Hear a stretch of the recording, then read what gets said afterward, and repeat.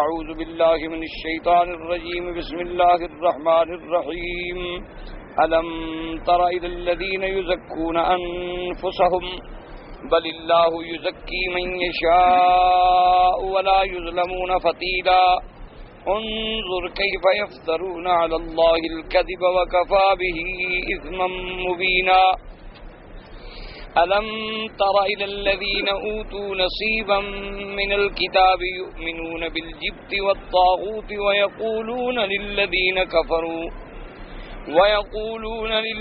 كفروا هؤلاء أهدى من الذين آمنوا سبيلا أولئك الذين لعنهم الله ومن يلعن الله فلن تجد له نصيرا. قال المؤلف والمفسر رحمه الله تعالى أدام النفع بعلومه وعلومكم في الدارين آمين إلى أن قال قوله تبارك وتعالى فلا تزكوا أنفسكم هو أعلم بمن اتقى. ولهذا قال تعالى بل الله يزكي من يشاء أي المرجع في ذلك إلى الله عز وجل لأنه أعلم بحقائق الأمور وغوامزها. اللہ تبارک و تعالی نے قرآن مقدس کی اس آیت میں ارشاد فرما دیا بل اللہ یزکی من یشاء، آپ کسی کی پاکی بیان نہ کریں کیونکہ ہر چیز کا معاملہ جو ہے وہ اللہ تبارک و تعالیٰ کے سپرد ہے. اللہ تبارک و تعالیٰ جو ہے وہ حقائق الامور کو جانتے ہیں کہ کسی بندے کی کیا حقیقت ہے، کیونکہ ایک آدمی ظاہر میں بہت اچھا ہوتا ہے لیکن باطن میں اچھا نہیں ہوتا. ایک آدمی کے ظاہری حالات بظاہر ایسے معلوم نہیں ہوتے لیکن باطن میں اس کا اللہ کے ہاں بہت بڑا مرتبہ ہوتا ہے، مقام ہوتا ہے. تو لہذا اسلام نے منع کیا. ایک بات یاد رکھ لیں کہ اپنی بڑائی بھی نہ کرو. بڑائی ایک تو تکبر ہی ہے نا، اور یہ جو ہے اپنے آپ کو نیکی یہ بھی تکبر سے پیدا ہوتی ہے کہ آدمی اپنے آپ کو تہجد گزار اور شب بیدار اور حاجی اور غازی اور بڑا صالح سمجھے، یہ منع ہے. اسی طرح کسی دوسرے آدمی کو بھی اتنا بڑھا چڑھا کے پیش نہ کرو کہ اس کو ذبح کر ڈالو کہ وہ تمہاری تعریف کے اندر آگے بیچارہ بھٹک جائے اور گمراہ ہو جائے. ہر معاملہ جو ہے وہ اللہ کے سپرد ہے. اگر کسی کی تعریف کرنا مجبوری ہو تو یوں کہو کہ احسبہ قضا و قضا، کہ بھئی میں اس بندے کے بارے میں یہ گمان کرتا ہوں کہ یہ اچھا آدمی، باقی اللہ کے سپرد ہے. اللہ جانتے ہیں کہ حقیقت حال جو ہے وہ کیا ہے، کیونکہ باطن کا علم اللہ کے سوا کسی کو نہیں. ایک ہماری ظاہری زندگی ہوتی ہے اور ایک آدمی کی باطنی زندگی ہوتی ہے جو کسی کے سامنے نہیں ہوتی. تو اس لیے تمام معاملات کو جاننے والی اللہ کی ذات ہے. کسی آدمی کے بارے میں بس حسن ظن رکھیں، گمان اچھا رکھیں کہ بھئی یار آدمی الحمدللہ اچھا ہے، صالح ہے، باقی بھئی معاملہ اللہ تبارک و تعالیٰ کے سپرد ہے. اور خاص طور پر جو لوگ سامنے بیٹھ کے تعریفیں کرتے ہیں کہ یہ حضرت اور ایسے حضرت اور ایسے حضرت، ان پر تو اللہ کے نبی صلی اللہ علیہ وسلم نے سخت ناراضگی کا اظہار کیا. آپ نے فرمایا ایسے خوشامد کرنے والوں کے منہ میں مٹی ڈالی جائے کہ کیوں یہی لوگ تو ہیں جو دوسرے کو تباہ کر دیتے ہیں، برباد کر دیتے ہیں اور ہلاک کر دیتے ہیں. اب جناب مفسر رحمۃ اللہ علیہ فرماتی ہیں ولا یظلمون فتیلا ولا یترک الیاد من الاجر ما یوازن مقدار الفتیل. قال ابن عباس ومجاہد واکرمۃ وعطاء والحسن وقتادہ وغیر واحد من السلف رضوان اللہ تعالی علیہم اجمعین هو ما يكون في شق النواة. وعن ابن عباس ايضا هو ما فتلت بين اصابعك وكلا القولين متقارب. اللہ تبارک و تعالی نے فرمایا کہ قیامت والے دن ولا یظلمون فتیلا، کسی پر اتنا ذرے کے برابر بھی ظلم نہیں ہوگا، بلکہ اللہ کے ہاں عدل ہوگا کہ جو آدمی جس مقام کا مستحق ہے خدا اس کو وہی مرتبہ اور مقام عطا فرمائیں گے. اور فتیلہ کہتے ہیں کھجور کی گٹھلی کے اندر جو ایک باریک سا دھاگا ہوتا ہے، یعنی اتنا برابر بھی ظلم نہیں ہوگا کیونکہ اللہ تبارک و تعالی ظلم سے پاک ہیں. ان اللہ لا یظلم مثقال ذرہ، اور فرمایا وما ربک بظلام للعبید. تو یہ کبھی نہیں ہوگا کہ کسی اونچے درجے والے کا درجہ اللہ کم فرما دے، نہ سب کو عدل کے مطابق اپنی رحمت سے ہر چیز ملے گی. اور حضرت ابن عباس رضی اللہ تعالی عنہ اور اسی طرح حضرت مجاہد اکرمہ عطا حسن قتادہ رضوان اللہ علیہم اجمعین فرماتے ہیں کہ معنی یہ ہے کہ ما یکون فی شق النوات، گٹھلی کے درمیان میں جو دھاگا ہوتا ہے اس کو کہتے ہیں فتیلہ۔ اور ایک قول حضرت ابن عباس رضی اللہ تعالی عنہ کا یہ بھی ہے کہ ما فتلت بین اصابع کا، کہ بھی جو چھوٹی موٹی چیز دو انگلیوں کے درمیان میں رہ جاتی ہے یہ فتیلہ ہے۔ تو مفسر فرماتی ہیں کہ کل القولین متقارب، دونوں قول جو ہیں قریب ہیں۔ اصل مقصود جو ہے وہ نفی ہے ظلم کی، کہ اللہ کسی پہ ظلم نہیں فرماتے، اللہ تبارک و تعالی کسی پہ عذاب نہیں فرماتے۔ اللہ تبارک و تعالی اگر کسی کو سزا دیتے ہیں تو اس کا عدل ہے، اور کسی کو معاف فرما دیں تو یہ اس کا فضل ہے، یہ اس کی رحمت ہے۔ اللہ پاک اپنے بندوں پہ کبھی ظلم نہیں فرماتے۔ وقوله تبارک و تعالی انظر کیف یفترون علی اللہ الکذب ای فی تزکیتہم انفسہم ودعواہم انہم ابناء اللہ واحباؤہ۔ اللہ نے فرمایا کہ میرے مدنی صلی اللہ علیہ وسلم، ویسے یاد رکھیں چونکہ قرآن میں اکثر خطاب جو ہے وہ حضور پاک کو ہوتا ہے صلی اللہ علیہ وسلم، اور حضور کے واسطے سے پھر ساری امت کو خطاب ہوتا ہے، کیونکہ صاحب قرآن جو ہے وہ محمد الرسول اللہ صلی اللہ علیہ وسلم ہیں۔ اللہ نے آپ پہ قرآن اتارا، فرمایا انظر کیف یفترون علی اللہ الکذب۔ یاد رکھیں انظر کا ایک معنی تو ہوتا ہے دیکھیے، لیکن اصل معنی اس کا یہ ہوتا ہے کہ غور کریں، تدبر کریں۔ اس لیے کہ ایک تو ہے نا مطلقاً دیکھنا کہ ہر آدمی دیکھ رہا ہے، ایک ہے کسی چیز میں غور کرنا، تدبر کرنا، اس کو بھی معنی ہوتا ہے کہ دیکھیے۔ جیسے اللہ نے فرمایا قل سیروا فی الارض فانظروا کیف کان عاقبۃ المکذبین، کہ آپ دنیا میں چلیں پھریں دیکھیں کہ جن لوگوں نے اللہ کے انبیاء کی تکذیب کی ہے ان کا انجام کیا ہوا دنیا میں، ان کا انجام ہلاکت و بربادی ہے۔ اور اگر آپ بھی انبیاء علیہ السلام کے راستے پہ نہیں چلیں گے تو آپ کا راستہ بھی وہی ہلاکت و بربادی ہے۔ تو اس لیے کبھی آنا آتا ہے بے معنی تدبر میں کہ غور کیجئے، تدبر فرمائیے۔ اصل میں جیسے ہوتا ہے نا انظر کا لفظ مادہ معنی ہوتا ہے انتظار، منتظرون، منظرون، انذار بمعنی امہال، مہلت دینا۔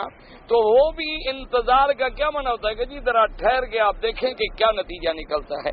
تو یہاں بھی فرمایا اللہ نے کہ میرے مدنی پاک صلی اللہ علیہ وسلم یا مخاطب جو ہے اس کو کہ انظر کیف یفترون علی اللہ الکذب، آپ غور فرمائیے، آپ دیکھیے کہ یہ یہود کیسے کیسے جھوٹ بولتے ہیں اللہ پر، کیسے کیسے افطرا کرتے ہیں، کیسے جھوٹے دعوے کرتے ہیں کہ نحن ابناء اللہ واحباؤہ، کہ ہم تو اللہ کے بیٹے ہیں، ہم اللہ کے محبوب ہیں، ہم اللہ کے پیارے ہیں۔ یہ کیسے دعوے کر رہے ہیں؟ ان کو کیسے پتہ لگ گیا ہے؟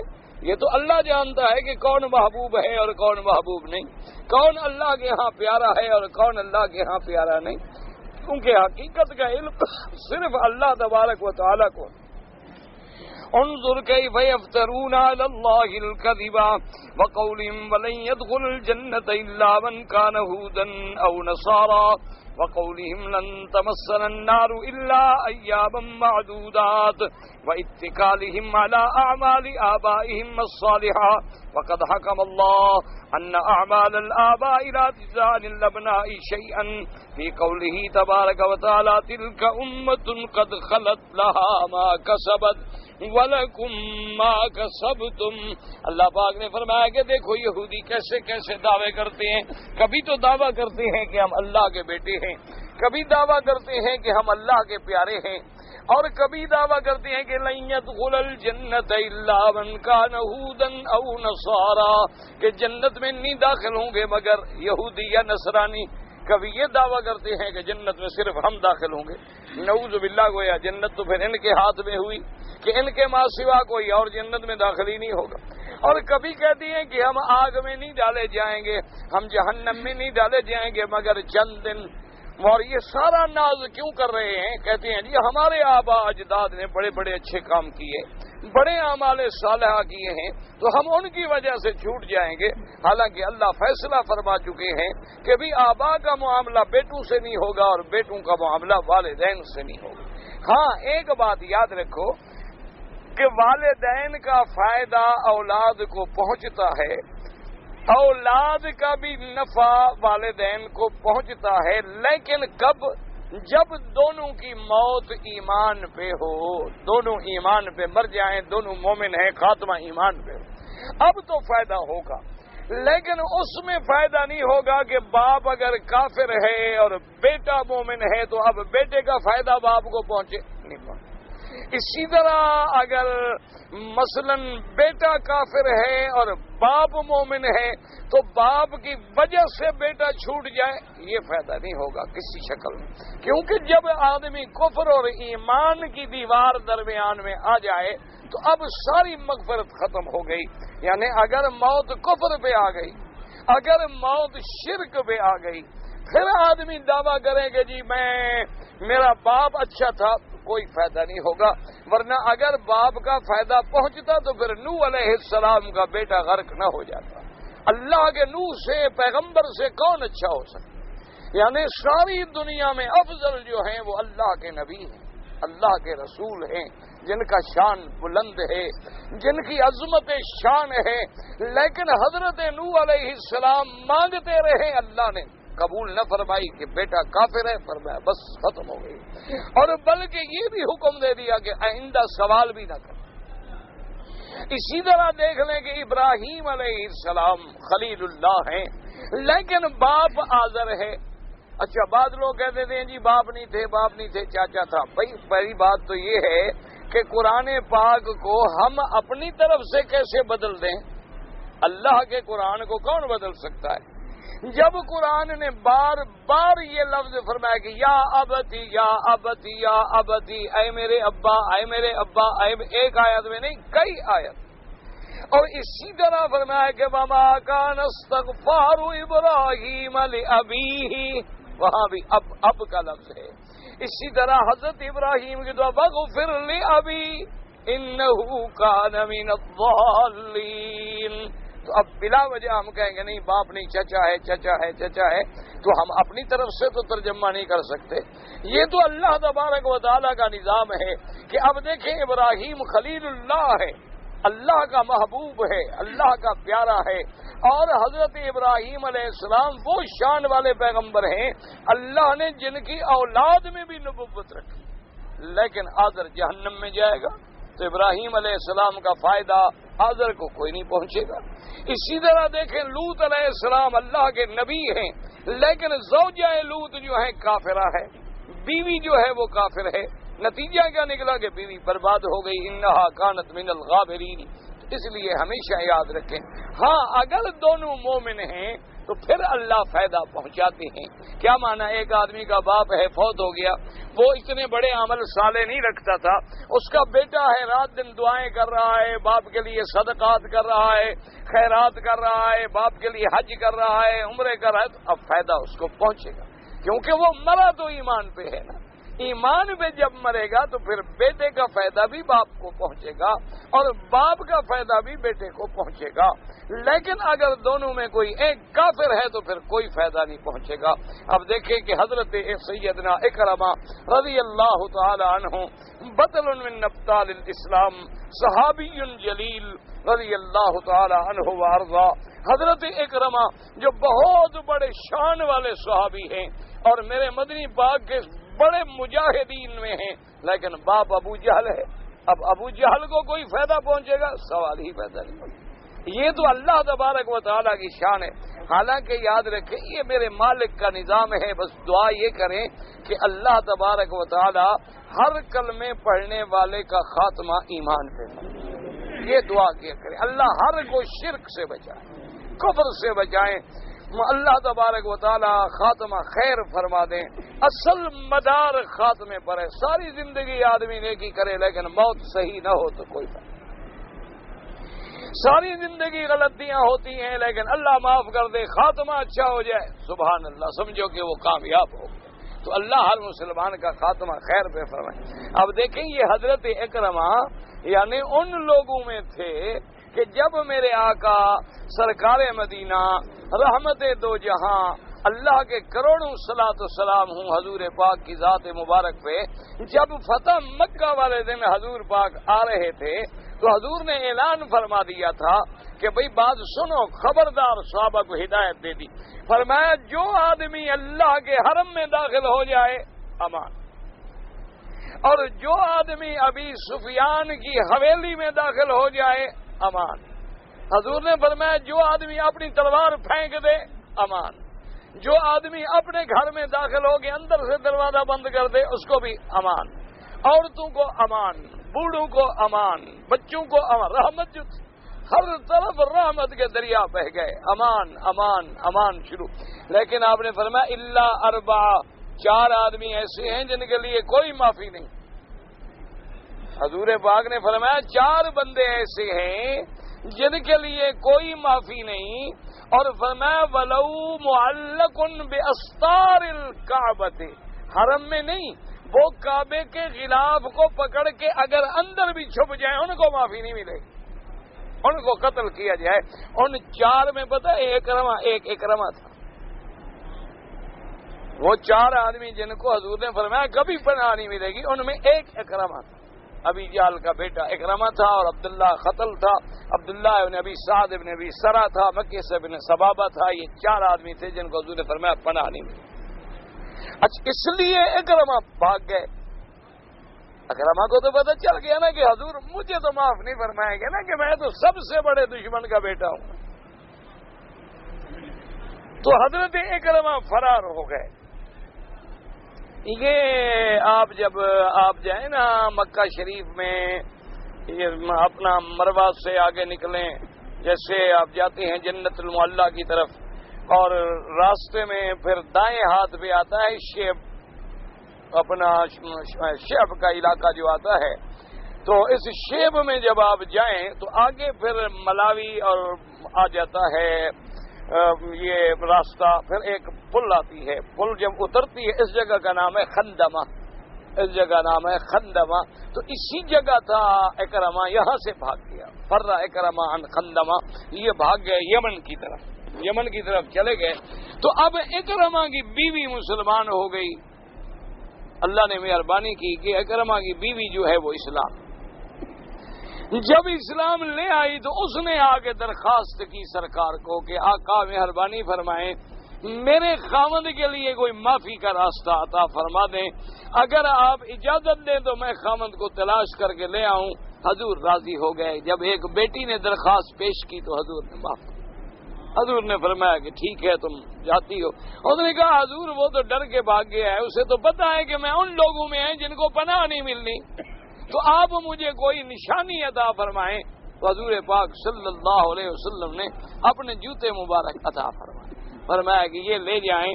اس میں اشارہ تھا کہ اگر میرے رستے پہ قدم پہ چلو گے تو نجات ملے گی، ورنہ حضور کوئی اور چیز بھی تو دے سکتے تھے.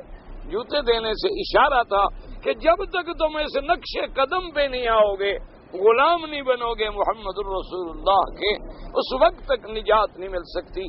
پھر حضرت اکرمہ آ گئے، مسلمان ہو گئے، اور پھر صرف مسلمان نہیں، صحابی جلیل اور بطل من ابطال الاسلام، یعنی خالد بن الولید کے بعد اگر کسی کا بہادری میں نمبر ہے تو وہ اکرمہ تھا رضی اللہ تعالی عنہ وارضاہ.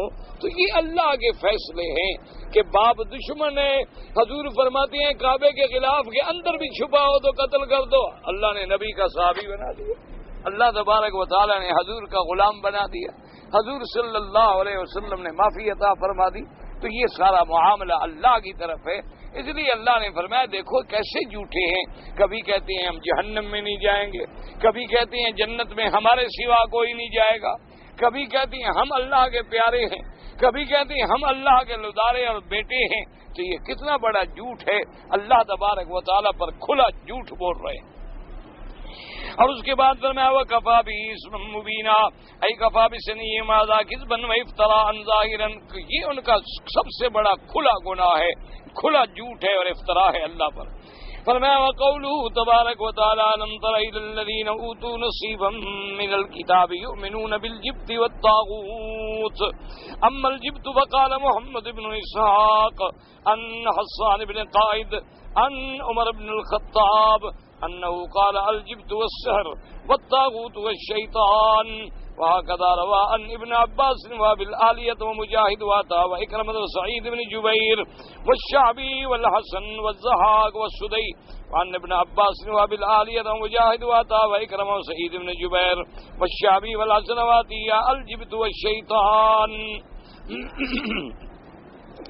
اللہ پاک نے فرمایا کہ میرے مدنی صلی اللہ علیہ وسلم الم تر الی الذین اوتوا نصیبا من الکتاب، کیا آپ نہیں دیکھا، یعنی آپ نے نہیں دیکھا، آپ نے نہیں جانا ان لوگوں کو جن کو ہم نے حصہ دیا کتاب میں سے، یعنی اہل کتاب، یؤمنون بالجبت والطاغوت، ایمان لائے جبت و طاغوت سے. تو جبت کیا ہے اور طاغوت کیا ہے؟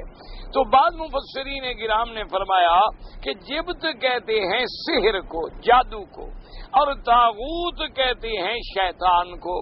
اچھا، اسی طرح بعد میں کفار مکہ جو ہیں انہوں نے اپنے آلہہ جو بنائے تھے، بت بنائے تھے، ان کے نام میں بھی انہوں نے ایک کا نام جبت رکھا تھا، ایک کا نام طاغوت رکھا تھا. اچھا، اسی لیے بعض علماء فرماتے ہیں کہ طاغوت سے مراد جو ہے ما یعبد من دون اللہ، اللہ کے سوا جس کی عبادت کی جائے وہ طاغوت. اللہ کو چھوڑ کے جس کے سجدے کیے جائیں، جس کے آگے رکوع کیے جائیں، جس کے آگے جھکا جائے، جس سے مدد مانگی جائے، منت منوتی مانی جائے، سب طاغوت ہے. اس لیے بعض علماء نے فرمایا ما یعبد من دون اللہ. لیکن ایک بات یاد رکھیں، طاغوت وہ ہے کہ ما یعبد من دون اللہ، اللہ کے سوا جس کی عبادت کی جائے اور وہ اس پہ راضی ہو. سمجھو مسئلہ. من اب دیکھو کہ عیسائی جو ہیں وہ تو عیسیٰ علیہ السلام کی عبادت کرتے ہیں، لیکن عیسیٰ علیہ السلام اس پہ راضی نہیں ہے. اسی لیے قرآن فرماتا ہے کہ قیامت والے دن اللہ تبارک و تعالی جب سارا اولین و آخرین جمع ہوں گے تو اللہ پاک فرمائیں گے عیسیٰ علیہ السلام کہ یا عیسی ابن مریم اانت قلت للناس اتخذونی و امی الہین من دون اللہ.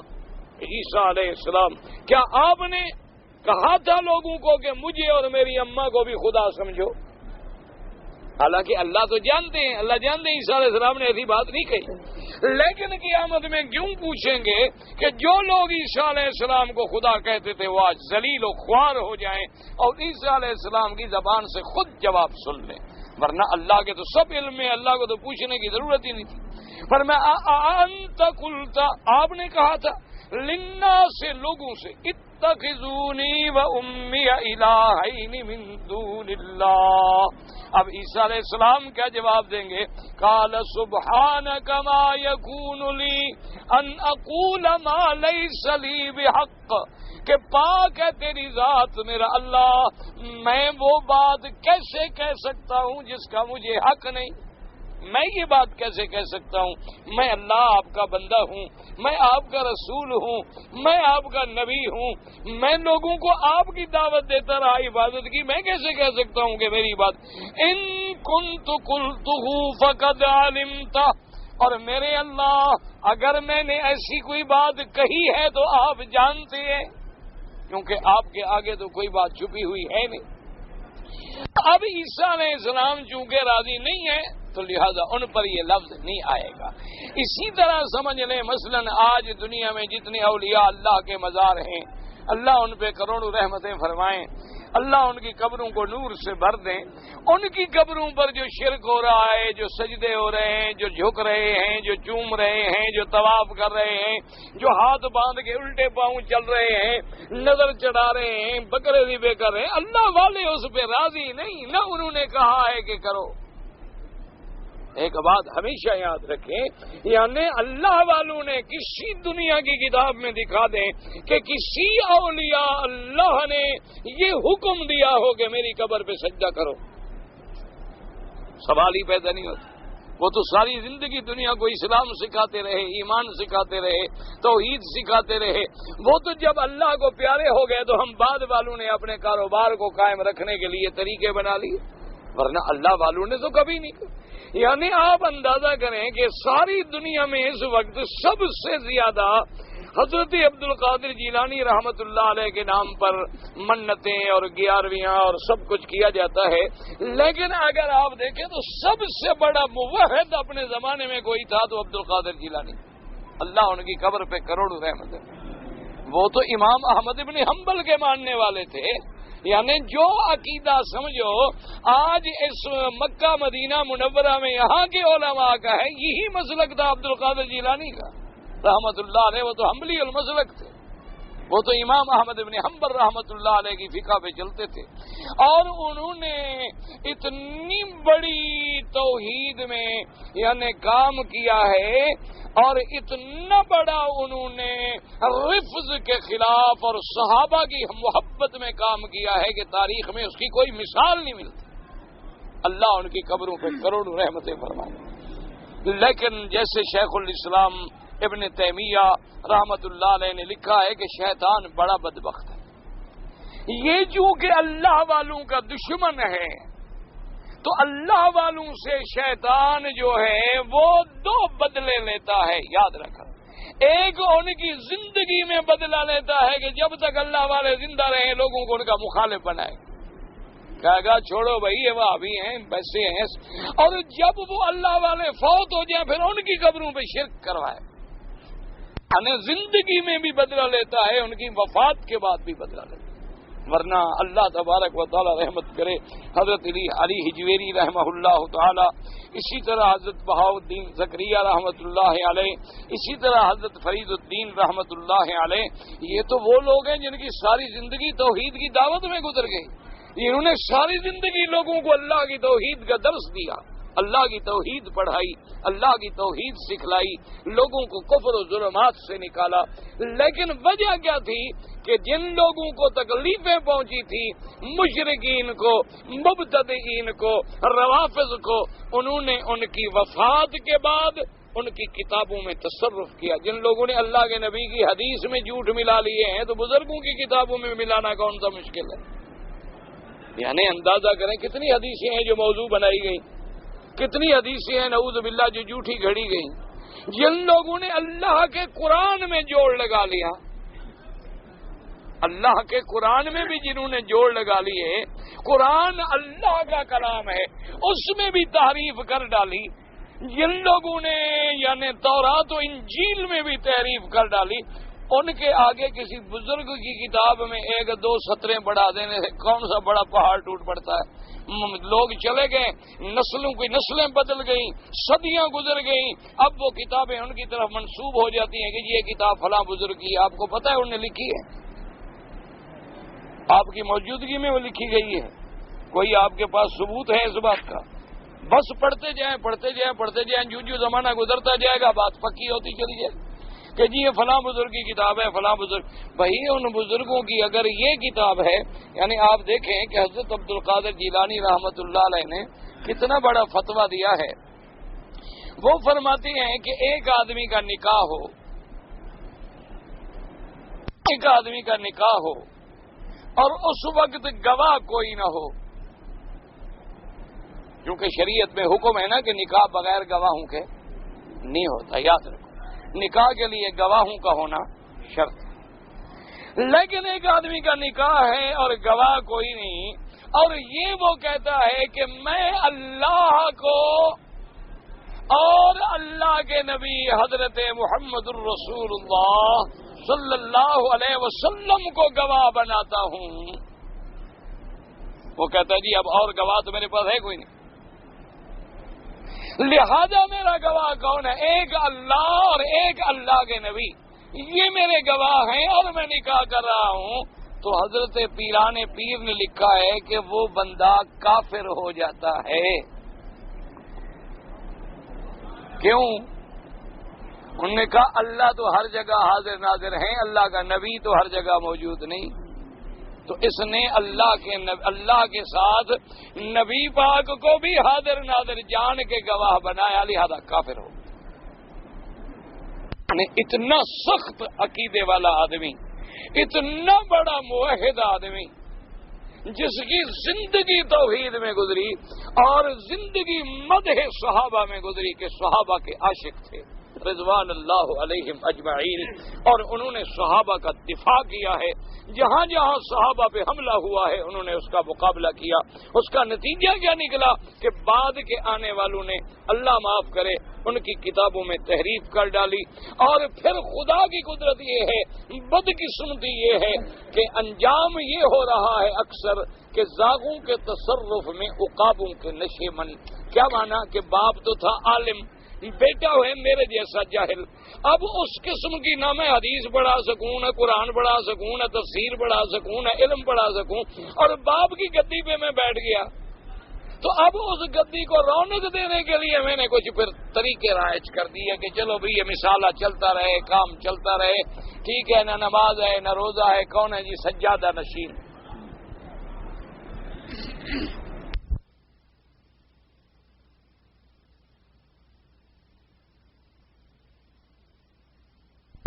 کی مزارات پہ جو عرس ہوتے ہیں، اچھا اس کے بعد جو اس پر میلے ٹھیلے، جو وہاں سرکس، سینما، تھیٹر، جوئے، تماشے، یہ ثواب کس کو بخشا جاتا ہے؟ آپ خود فیصلہ کریں۔ ہم تو وہابی ہوئے نا بھائی، ہمیں تو کہہ دیں گے بھی وہابی ہیں جی بھائی، یہ تو بزرگوں کو مانتے ہیں۔ انا للہ و انا الیہ راجعون۔ اللہ پاک معاف کرے، اللہ پاک معاف۔ مجھے آپ سمجھائیں آخر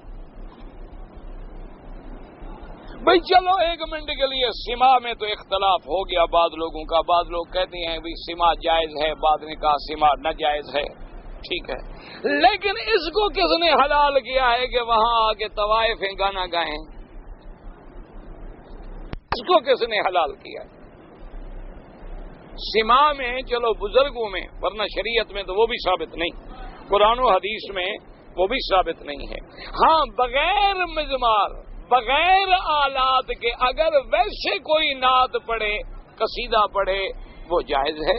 حضور پاک کے سامنے حضرت حسان پڑھتے تھے، حضور پاک کی شان میں حضرت حسان رضی اللہ تعالیٰ عنہ آپ کے سامنے کھڑے ہو کے قصیدہ مبارک پڑھتے تھے آپ کی شان میں، اور بڑے بڑے صحابہ، بی بی عائشہ صدیقہ نے حضور کی شان میں بڑے بڑے شعر لکھے ہیں۔ حضور صلی اللہ علیہ وسلم کے سامنے صحابہ رجز پڑھتے تھے، لیکن یہ جو مروجہ ہمارے یہاں قوالی ہے، بعض علماء لوگ جو ہیں وہ اس کے بارے میں کچھ نرم گوشہ رکھتے ہیں کہ جی فلاں بزرگ نے سنی تھی، فلاں بزرگ نے سنی تھی، فلاں بزرگ نے سنی تھی، اور بعض کچھ شروط لگا دیتی ہیں۔ چلو اس میں تو ایک منٹ اس کو علیحدہ رکھ دیں، لیکن یہ کس بزرگ نے لکھا ہے کہ مزار پہ مجرا ہو اور آ کے ایک غیر محرم عورت گانے والی طوائف جو ہے وہ گانا گائے اور اس کا سننا جائز ہے؟ یہ کس بزرگ نے لکھا ہے کہ غیر محرم کو دیکھنا، اس کی آواز سننا اور پھر مزار کے صحن میں اس کا گانا سننا؟ یہ کس نے لکھا ہے؟ وجہ کیا ہے کہ سجادہ نشین جاہل ہیں، ان کو نہ دین سے تعلق ہے، نہ تصوف سے تعلق ہے، نہ اپنے بزرگوں کے عمل سے کوئی تعلق ہے۔ انہوں نے اپنے اس مقام کو قائم رکھنے کے لیے ایک میلہ بنا دیا ہے کہ لوگ میلے پہ آئیں گے، چلو اگر 50,000 آدمی بھی آ گیا، کوئی کسی طرح چلو 2 روپے 5 روپے بھی نظر گزارے تو ہمارا 5-10 لاکھ سال کا بن جائے گا۔ یہ اقتصادی مسئلہ ہے، اس کا اسلام کے ساتھ کوئی تعلق نہیں، اور نہ ان بزرگوں کی مزارات کے ساتھ کوئی تعلق ہے، بلکہ اللہ کے اولیاء، یعنی آپ اندازہ کریں حضرت عمر گزر رہے ہیں، کان میں انگلیاں ٹھونسی ہوئی ہیں، وجہ کیا ہے کہ گانے کی آواز میرے کان میں نہ آ جائے، تو ہم اللہ کے اولیاء کے مزارات پہ ایسا کریں تو کس کو تکلیف پہنچا رہے ہیں؟ اس لیے بس دعا کریں کہ اللہ ہمیں ہدایت دے، اللہ ہر مسلمان کو ہدایت دے، اور دعا کرو اللہ اولیاء اللہ کے جہاں جہاں مراکز ہیں وہاں قرآن ہو، وہاں حدیث محمد مصطفیٰ ہو، وہاں مدرسے ہوں، وہاں صبح و شام قال قال رسول اللہ صلی اللہ علیہ وعلا آلہ واصحابہ وسلم کی ہوائیں گونجیں، وہاں رات دن قرآن پڑھے جائیں تاکہ اللہ کی رحمتیں برسیں، اور اللہ ان کے مدارج میں اور زیادہ سے زیادہ ترقی عطا فرمائیں۔ اللہ تبارک و تعالی ہمیں صحیح طریقے سے اولیاء اللہ کے نقش قدم پہ چلنے کی توفیق عطا فرمائیں۔ اللہ ہمارا حشر بھی اپنے اولیاء کے ساتھ کریں اور قیامت میں اللہ پاک ہمیں ان کی صحبت نصیب فرمائیں، حضور صلی اللہ علیہ وسلم کی صحبت نصیب۔ یہ تو دنیا میں ہوتا ہے میرے بھائی، لوگوں نے تو حضور کی حدیث مبارک بدل دی، نعوذ باللہ۔ اللہ کے قرآن میں بھی آیات میں جوڑ لگا دی۔ اب دیکھیں نا جی، سورت کاف میں نہیں، سورت مریم ہے نا، کاف ہا یا عین صاد، پتہ ہے اس کا ترجمہ کیا کیا ہے؟ انہوں نے کہا جی کاف سے مراد ہے کربلا۔ اب دیکھیں جی سورت مریم میں پتہ نہیں کربلا کہاں سے آ گئی۔ انہوں نے کہا کاف سے کربلا، ہا یا ہلاکت یزید، عین سے عطش اور صاد سے عطش حسین۔ دیکھو اللہ کے قرآن کو بدل دیا کہ نہیں؟ اللہ پاک سے دعا کر، تو جو قرآن سے بدلنے میں نہ ڈرے ہیں وہ بزرگوں کی کتاب بدلنے میں دیر لگائیں گے؟ ان کو کیا فرق پڑتا ہے کتاب بدلنے میں؟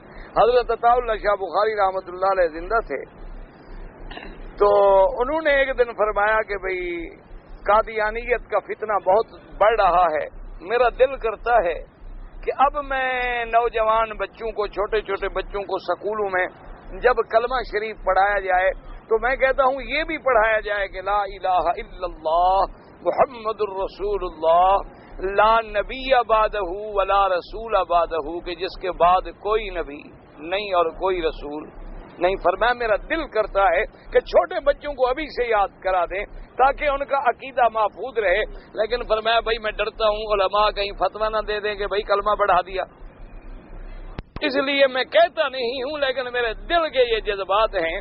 تو ایک ہوتے تھے اس زمانے میں، وہ شیعہ تھے، شمسی، بہت ان کا بڑا مولوی تھا، وہ شاہ جی کے ساتھ ختم نبوت کے مسئلے میں جیل میں بھی رہا، تو وہ بھی بیٹھا ہوا تھا، بڑی محفل تھی علماء کی، اس نے کہا شاہ جی یہ کام آپ لوگوں سے نہیں ہوگا۔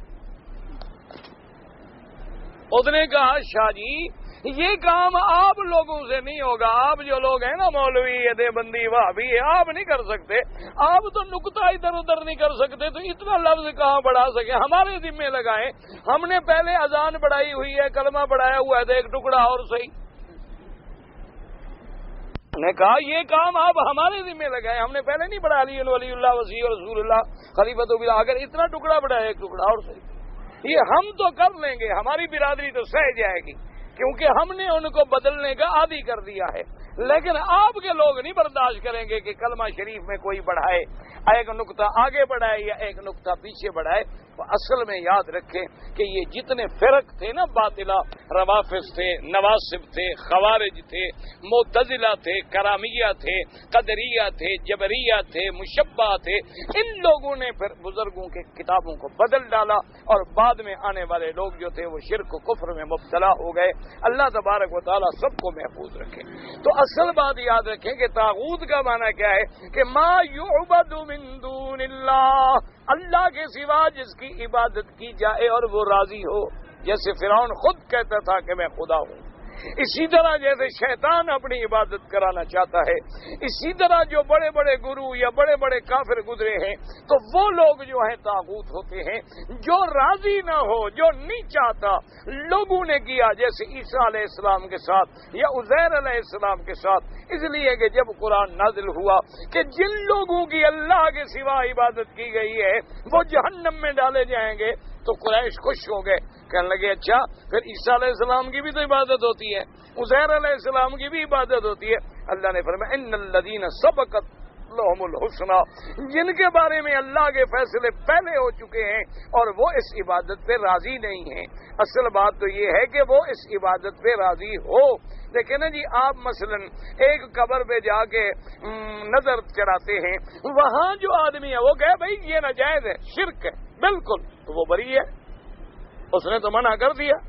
اب آگے آپ نہیں رکتے تو قیامت میں آپ پکڑے جائیں، اس کے ذمے تو صرف یہ ہے نا کہ وہ کہہ دے کہ بھی یہ چیز شریعت کے خلاف۔ تو اس لیے فرمایا کہ ایک تو جبت کہتے ہیں جادو، اور طاغوت کا معنی ہے شیطان، ایک قول یعنی یہ ہے۔ اب اس کے بعد جناب فرماتے ہیں وزاد ابن عباس بالحبشیۃ ابن عباس ایضا الجبت والشرک، انہوں نے کہا جبت کا معنی شرک بھی ہے، وانو الجبت والاصنام، انہوں نے کہا جبت کا معنی یہ بت بھی ہے، وان الشابی الجبت والکاہن، انہوں نے کہا جبت کا معنی کیا ہے کاہن، کاہن لوگ جو تھے نا جی یہ پرانے دور میں ہر دور میں رہے ہیں کاہن، یہ لوگ ہوتے تھے کہ غاروں میں پہاڑوں میں رہتے تھے اور ان کے جنات کے ساتھ تعلق ہوتے تھے اور لوگوں کو غیب کی جھوٹی سچی خبریں دیتے تھے، ان کو کہتے ہیں کاہن۔ کہانا جو ہے یہ اسلام میں یہ حرام ہے اور کفر ہے۔ اور اس کے بعد جناب فرمایا آپ نے کہ جبت کا معنی کاہن بھی ہے، وان ابن عباس الجبت، انہوں نے کہا کہ جبت سے مراد ہے حیی ابن اخطب، یہ یہودیوں کا سردار تھا، وان مجاہد الجبت کعب ابن الاشرف، انہوں نے کہا کعب ابن الاشرف یہ بھی یہودیوں کا سردار تھا۔ مقصد یہ ہے کہ لفظ جبت کا اطلاق جادو پر بھی ہے، کاہن پر بھی ہے، ما یعبد من دون اللہ پر بھی ہے، اصنام پر بھی ہے۔ وقال علامہ ابو نصر بن اسماعیل بن حماد الجوہری فی کتابہ السیاہ الجبت کلمۃ تقول الصنم والکاہن والساحر ونحو ذلک، جیسے کہ جوہری نے اپنی کتاب سیاہ میں، یہ لغت کی بڑی مشہور کتاب ہے، انہوں نے لکھا ہے کہ جبت کا اطلاق جو ہے یہ صنم پر بھی ہوتا ہے، کاہن پر بھی ہوتا ہے، شاعر پر بھی ہوتا ہے۔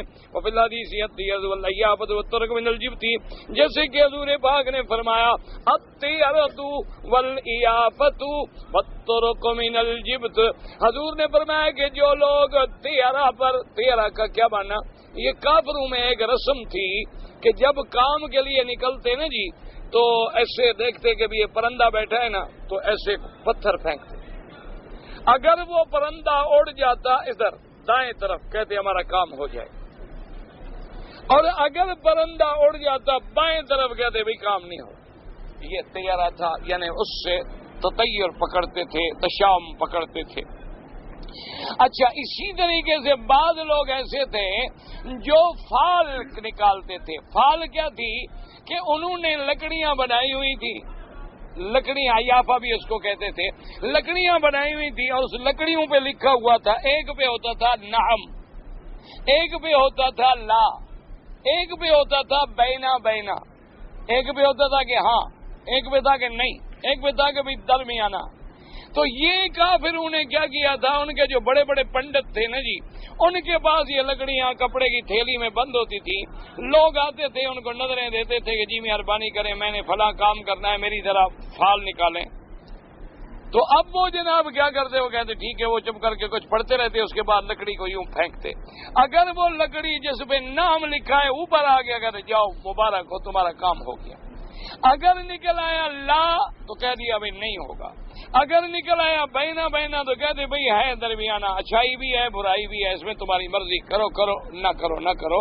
تو یہ سب کافروں کی رسمیں تھیں۔ ایمان سے کہیں آج مسلمانوں میں ہیں کہ نہیں؟ آج مسلمان اچھا خاصا گھر میں بیٹھا ہو نا جی تو کبا بولے تو عورتیں کہتی ہیں آج کوئی مہمان آ رہا ہے، حالانکہ یہ کافروں کی رسمیں ہیں، ہندوؤں کی رسمیں۔ اس کا یعنی تمہارے مہمان کا پتہ کبے کو لگ گیا، عالم الغیب ہے نعوذ باللہ، انا للہ و انا الیہ راجعون، اس کو علم غیب حاصل ہو گیا، انا للہ، تمہیں پتہ نہیں چلا 6 فٹ کی لاش کو کالے کوے کو پتہ لگ گیا۔ آج بھی مسلمانوں کا آپ دیکھ لیں، جا رہے ہوں نا جی آگے سے بلی آ جائے گا نا اللہ بس جی بلی نے راستہ کاٹ لیا، اگر کالی بلی ہو تو مر گئے، برباد ہو گئے، واپس جاؤ جی۔ اچھا جا رہے ہوتے ہیں نا پیچھے سے کوئی آدمی کہہ رہا ہو بھائی، وہ کہتا یار کمال ہے میں کام پہ جا رہا تھا پیچھے سے آواز دے دی بس میرا کام ہی برباد ہو۔ یہ سب کافروں کی رسمیں ہیں، مشرکوں کی رسمیں ہیں، ان میں اسلام کا کوئی تعلق، یعنی آپ اندازہ کریں کہ کتا گزر جائے تو کام نہیں رکتا، بلی گزرے کام رک جاتا، اگر عورت راستہ کاٹ دے پھر بھی کام ختم ہو گیا۔ اور مسلمانوں کے یہ عقیدے ہیں کہ منگل اور بدھ کے دن سفر کرو گے تو برباد ہو جاؤ گے۔ وجہ کیا ہے؟ وہ کہتے ہیں جی قرآن میں ہے کہ یہ دن جو ہے نحس ہے، فی یوم نحس مستمر، کہ یہ نحوست والا دن ہے، کیوں؟ اسی دن میں عذاب آیا تھا قوم عاد پر، قوم عاد پہ، قوم سمود پہ، وہ کہتے ہیں جو عذاب آیا تھا تو یہ بدھ کا دن تھا، تو اس لیے قرآن نے کہا ایام نحسات، اور ایک جگہ یوم نحس، تو یہ دن منحوس تھے، تو کہتے ہیں منحوس دنوں میں سفر کریں گے تو کامیابی کیسے ہوگی؟ اب ذرا ایمان سے پوچھیں کہ منحوس کافروں پر تھے یا مسلمانوں پر؟ جس دن تمہارا دشمن مر جائے تم اس دن خوشی کرتے ہو یا منحوس ہے تمہارے لیے وہ دن؟ منحوس تو دشمن کے لیے ہوا، تمہارے لیے تو مبارک ہوا کہ تمہارا دشمن مر گیا۔ تو جس دن اللہ نے کافروں کو برباد کر دیا، ہلاک کر دیا، مسلمان بچ گئے، اللہ کے نبی ایمان والے بچ گئے، تو ان کے لیے تو وہی دن مبارک ہوا، نہ کہ منحوس ہوا۔ اس لیے علماء نے لکھا ہے کہ منحوس اگر ہے تو علی المفسدین، علی الکفار والمشرکین، لا علی المؤمنین، مومنوں پر تو منحوس نہیں ہے۔ اچھا اگر ایک منٹ مجھے بتائیں کہ منگل اور بدھ منحوس ہے، سفر ناجائز ہے، جس کے گھر میں بچہ منگل یا بدھ پیدا ہو تو پھینک دے، بچہ بھی تو منحوس ہوگا۔ عقیدے یہ کافروں کے عقیدے، ان کا مسلمانوں سے کوئی تعلق نہیں۔ آپ حدیث کھول کے دیکھ لیں، بخاری و مسلم میں موجود ہے کہ جب میرے آقا سرکار مدینہ صلی اللہ علیہ وسلم آپ تشریف لے جا رہے ہیں ہجرت میں مدینہ منورہ، تو سراقہ نے، جب کافر تھا سراقہ، رابغ کا سردار تھا، وہ کہتا ہے مجھے پتا چلا کہ کچھ سوار اونٹنیوں پر پہاڑ کے خفیہ راستے سے مدینے کی طرف جا رہے ہیں، میں سمجھ گیا کہ لازماً جانے والے محمد مصطفیٰ ہیں، اور کافروں نے 100 اونٹ انعام رکھا تھا۔ تو کہتا ہے کہ میں اسی خوشی میں دل میں بہت خوش ہو گیا۔ کہنے والے نے جب خبر دی کہ بھئی میں نے سوار دیکھے ہیں، 3 ایسے سواریاں گزر رہی تھی، تو کہتا ہے میں دل میں تو سمجھ گیا، لیکن لوگوں کو دھوکہ دینے کے لیے میں نے کہا نہیں چھوڑو، وہ تو فلاں آدمی تھے، میں جانتا ہوں، تاکہ یہ لوگ ہٹ جائیں۔ وہ لوگ چلے گئے تو کہتے ہیں میں آیا اور میں نے اپنے گھوڑے کو تیار کیا کہ میں جا کے پکڑوں تاکہ 100 گھوڑا مجھے 100 اونٹ انعام ملے گا۔ تو کہتے سب سے پہلے میں نے اپنی وہ لکڑیاں نکالی، لکڑیاں نکال کے زمین پہ ڈالی تاکہ پہلے میں دیکھ لوں کہ نتیجہ کیا نکلتا۔ اس پہ عمل کرنے والا کون تھا؟ دشمن محمد مصطفیٰ صلی اللہ علیہ وسلم۔ اسی لیے میرے آقا سرکار مدینہ جب کعبے میں داخل ہوئے تو حضرت عیسیٰ علیہ السلام کی تصویر، بی بی مریم کی تصویر، حضرت ابراہیم علیہ السلام کی تصویر، حضرت اسماعیل علیہ السلام کی تصویر، اور بعض جگہ پر وہی لکڑیاں ازلام جو تھیں وہ بھی تھیں۔ حضور نے فرمایا قاتلہم اللہ لعنہم اللہ، اللہ ان کافروں پہ لعنت کرے، اللہ ان کو برباد و ہلاک کرے کہ انہوں نے میرے ابے کی جھوٹی تصویر بھی بنا دی اور یہ لکڑیاں بھی رکھ دی کہ نبی بھی یہی کام کرتے تھے۔ تو یہ کام کافروں کے ہیں۔ آج ہم مسلمان ماشاءاللہ، آج کل تو لوگ ترقی کر گئے، خود مولوی کے بعد آ جاتے ہیں، مولوی صاحب میرا بیٹا گم ہو گیا، کتاب دیکھو۔ مولوی کو اپنا پتہ نہیں، اس کے بیٹے کو ڈھونڈ کے لے آئے گا۔ انا للہ و انا، اس کو پوچھو تیری بیوی کدھر ہے ابھی؟ مولوی کو تو یہ بھی پتہ نہیں کہ بیوی گھر ہے کہ ہمسائے کے گھر چلی گئی ہے۔ تو تمہارے بیٹے کو کہاں کتاب کھول کے لکھا ہوگا کہ بیٹا تمہارا کہاں گیا ہے؟ یہ ساری چیزیں یاد رکھو اسلام کے خلاف، اللہ کے رسول کے احکام کے خلاف ہیں۔ وما تدری نفس بأی ارض تموت، اللہ نے فرمایا کسی بندے کو ہم نے علم نہیں دیا کہ کل کیا ہوگا، اور نہ ہم نے کسی کو علم دیا ہے کہ کہاں تمہاری موت آئے گی، کسی کو بھی پتہ نہیں، صرف میں جانتا ہوں۔ جب اللہ کا قرآن نفی کرتا ہے کہ کسی کو کوئی پتہ نہیں، ہاں یاد رکھو ایک فعل یہ ہے کہ کوئی اچھا لفظ سن کے آدمی خوشی محسوس کرے، اس کی حضور نے اجازت دی ہے۔ کیا مانا کہ تم کوئی کام کرنا چاہتے تھے اور آدمی کا نام بھی آگے آ گیا کہ کیا نام ہے، اس نے کہا مبارک، تو اس نے فرمایا اچھا بھی برکت والا نام ہے۔ ایسے نام، اس قسم کی فعل، جیسے کہ عبد المطلب نے بی بی سے پوچھا تھا کہ تیرا نام کیا ہے، انہوں نے کہا میرا نام حلیمہ ہے، فرمایا تیرا قبیلہ کیا ہے، اس نے کہا میرا قبیلہ بنو سعد ہے، تو خوش ہو گئے، فرمایا ماشاءاللہ نام بھی حلیمہ علم والا ہے اور قبیلہ بھی سعد نیکی والا قبیلہ ہے، تو میرا بیٹا بھی تو محمد ہے صلی اللہ علیہ وسلم۔ تو ایسے لفظوں سے یہ بات لے لینا جائز ہے۔ باقی یہ کہ کتاب نکالو اور جناب اس کے بعد جو ہے اب لکڑیاں پھینکو، یا اب تو خیر ترقی ہو گئی آپ کے ملک میں ماشاءاللہ، اب تو طوطے بھی علم غیب بتا دیتے ہیں. پہلے تو پیر اور مولوی کی ضرورت تھی نا، اب ترقی ہو گئی ہے، پنجرا لے کے بیٹھے ہیں جی، وہ کارڈ بچھے ہوئے ہیں، طوطے کو نکالا، وہ کوئی نہ کوئی کارڈ تو پکڑے گا نا. اچھا انگریزوں نے اور تمہارا مسئلہ حل کر دیا، انہوں نے کہا وزن والی مشین پہ کھڑے ہو جاؤ، 8 آنے اندر ڈال دو، ٹکٹ نکلے گی، وزن بھی لکھا ہوگا، تیری قسمت کا حال بھی لکھا ہوگا. ماشاءاللہ اب لوا جو ہے نا وہ بھی بتا رہا، انا للہ و انا الیہ راجعون. اور مسلمان ہیں اندر، سڑک پہ بیٹھے ہیں آدمی بالکل بدحال. خدا جانے آپ اللہ کے حرم میں ہیں نا، آپ جب جائیں نا، یہ جو ہاتھ دیکھنے والے ہوتے ہیں، یہ نجوم والے، ان کی شکل پہ دیکھو اللہ کی لعنت برس رہی ہے. آپ جب جائیں غور کر کے دیکھ لینا، اللہ کے کعبے میں میں آپ کو دعوت دے رہا ہوں. کیا ہے جی 5 روپے دو، تمہیں زندگی کا حال بتا جی، تمہارا ستارہ گردش میں، وہ بدبخت تیرا تو اپنا گردش میں ہے، تو بھیک مانگنے کے لیے سڑک پہ بیٹھا ہوا ہے 5 روپے کے لیے. تو ہمارا گردش میں ستارہ تو کب بتائے گا؟ اپنے کو تو نکال پہلے.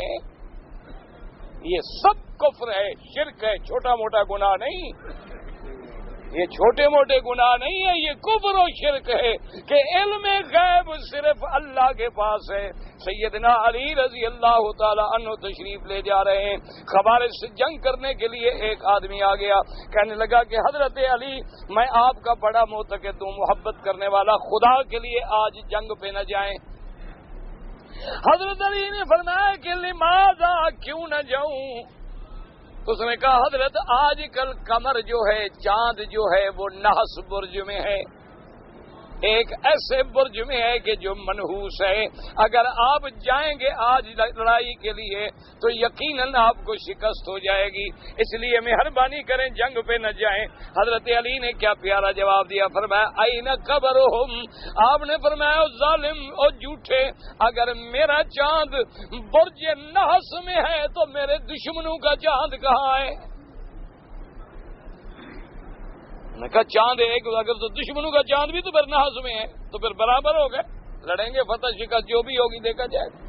تو اس لیے ہمیشہ یاد رکھیں، حضور نے فرمایا کہ یہ جو ہے کہانا، اسی طرح ایافا، اسی طرح توروں کو بھی ایک انہوں نے طریقے بنائے تھے، چیزیں ڈال کے راستے نکالتے تھے کہ یہ ٹھیک ہے، یہ غلط ہے، یہ صحیح ہے. آپ نے فرمایا یہ بھی سب جبتیں شیطانی کام ہیں، فرمایا ان پر بھی کبھی عقیدہ نہ رکھو، اعتقاد نہ رکھو. اور قال لیس ھذا من مہد العربیۃ اجتماع الجیم والطاء فی کلمۃ واحدۃ من غیر حرف ذو لقاء.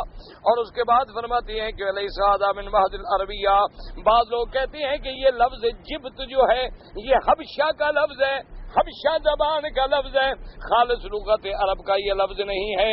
لیکن یاد رکھیں یہ قول بھی مرجوح ہے.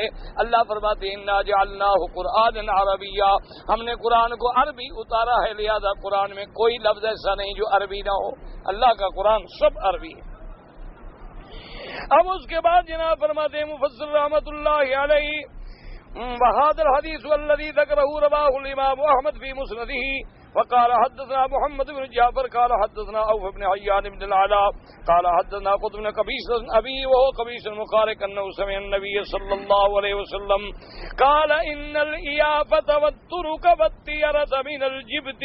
وقال عوف الإيافة، إيافة کس کو کہتی ہیں؟ زجر الطير، کہ پرندے کو ڈراتے تھے کہ پرندہ ادھر اڑے تو کام ہو گیا اور ادھر اڑے تو کام نہیں ہوگا، اس کو کہتے ہیں ایافا. اور ترک کیا ہے؟ الخط یخط علی الارض، زمین پہ خط کھینچتے تھے اور پھر کہتے تھے کہ یہ کام تمہارا ہوگا، یہ کام تمہارا نہیں ہوگا. والجبت، اور اس کے بعد جناب فرماتی ہے والجبت قال الحضرنت الشیطان، کہ شیطان کی آواز کو کہتے ہیں جبت. کیا معنی شیطان کی آواز؟ اصل بات یہ ہوتی ہے کہ بعض لوگ تھے نا کافر جو بتوں کی پوجا کرتے تھے، لات عزا منات حبل وغیرہ کی. اب جناب وہ سر سجدے میں ڈال کے مانگ رہا ہے کہ بھگوان بھگوان بھگوان. اب بھگوان کیا کرے گا؟ وہ تو پتھر ہے، وہ کیا کرے گا؟ تو شیطان کیا کرتا تھا؟ پیچھے سے آگے چھپ کے آواز دیتا جاؤ تمہارا کام ہوگا. یہ تھا رنت الشیطان. وہ خوش ہو گئے سبحان اللہ، آج جی بھگوان راضی ہو، آج بھگوان. میں نے خود آواز سنی، بھگوان نے خود بات کی ہے میرے ساتھ. تو یہ اصل میں کیا ہوتا ہے؟ یہ رنت شیطان ہے کہ اللہ تبارک و تعالیٰ معاف کرے، یہ شیطان اتنا بڑا دشمن ہے کہ لوگوں کو شرک میں گمراہ کرنے کے لیے خود شکلیں بدلا کے آوازیں دے دیتا ہے کہ جاؤ بس ہم نے تمہارا کام کر دیا۔ اب کسی کو کیا پتا، نظر تو کچھ آ نہیں رہا، وہ کہتا ہے بس میرا مقام بلند ہو گیا، میں پہنچ گیا جہاں پہنچنا تھا۔ وہاں کا رواه ابو داود في سننه والنسائي وابن ابي عاصم في تفسير من حديث وفي العربي وقد تقدم الكلام على الطاغوت في سورة البقرة ما اغنى عن حياتي آونا۔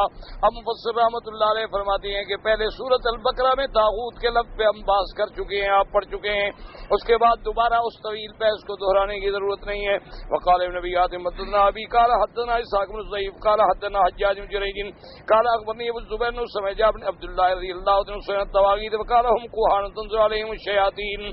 حضرت جابر ابن عبداللہ صحابی ہے میرے مدنی سرکار صلی اللہ علیہ وسلم، جب حضور کا نام آئے درود تو ان سے پوچھا گیا کہ یہ طواغیت کیا ہیں؟ انہوں نے کہا یہ وہ کاہن ہیں جو غاروں میں رہتی ہیں، جن پہ شیطان آتے ہیں، جن آتے ہیں، اور جنوں کے ذریعے وہ کوئی خبر لا کے دوسروں تک پہنچا دیتی ہیں، یہ جبت ہیں، یہ طاغوت ہیں۔ وقال مجاہد الطاغوت والشیطان فی صورت انسان یتحاکمون الیہ وهو صاحب امرہم۔ حضرت مجاہد فرماتی ہیں کہ طاغوت اس شیطان کو کہتے ہیں جو انسانوں کی شکل میں آ کے لوگوں کو گمراہ کرتا ہے، لوگوں کو دھوکہ دیتا ہے، اور لوگ پھر اس کے پاس فیصلے لے جاتے ہیں کہ یہ بڑا پہنچا